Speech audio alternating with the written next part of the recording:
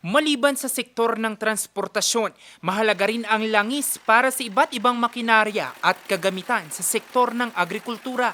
Kaya naman ang magsasakang si Pocholo sa San Manuel, Pangasinan, hindi na maiwasang mangamba sa patuloy pang pagsirit ng presyo ng langis.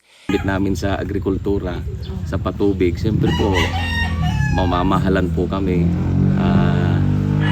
Yung cost ng gasolina mahal, lalo na sa patubig namin. Wala na ring naiuuwing kita sa pamamasada ang tricycle driver na si Roberto. Ang pakiramdam dahil ang taas ng mga petrolyo tapos ang kikitain mo lang kulang pa sa pang-araw-araw.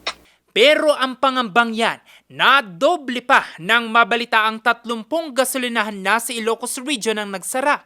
Dulot pa rin ang pagnipis sa supply ng langis.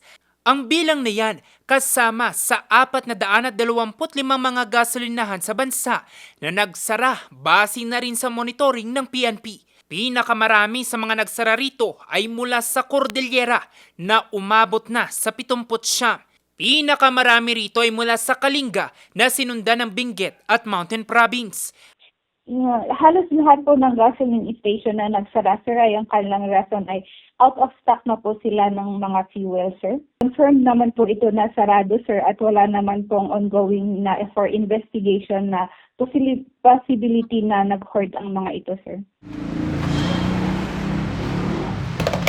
Kaya ang gasoline attendant na si Jordan nangangamba kung sakaling mawalan ng trabaho. Takot po ako na mawalan ng trabaho. Kasi wala tayong papakain sa pamilya. Nangihinayang ako na ganito na walang trabaho. Samantala, dumating na kahapon sa bansa ang first shipment ng imported diesel. Ito'y sa ilalim ng Emergency Energy Security Program. Sa ilalim nito, tinatayang 22.5 milyong litro o 142,000 na bariles ng langis ang nakatakdang dumating sa bansa. Pero yung isang magandang balita din, dahil resulta din ng efforts natin mula pa early March, no? Nabuksan po yung Russia at nakakuha po tayo ng crude oil galing Russia po. Tiniyak naman ni Pangulong Ferdinand Marcos Jr. na sapat pa raw ang supply ng langis sa bansa hanggang sa Hunyo. Ito'y matapos siyang makipag-usap kay Ramon Ang na CEO ng Petron sa pagpasok ng crude oil sa bansa.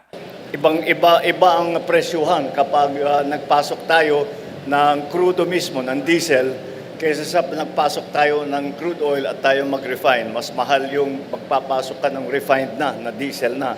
At ang ika niya ay meron na tayong supply of crude oil, sufficient supply hanggang June 30. Jose Robert Inventor, Nation on the Move.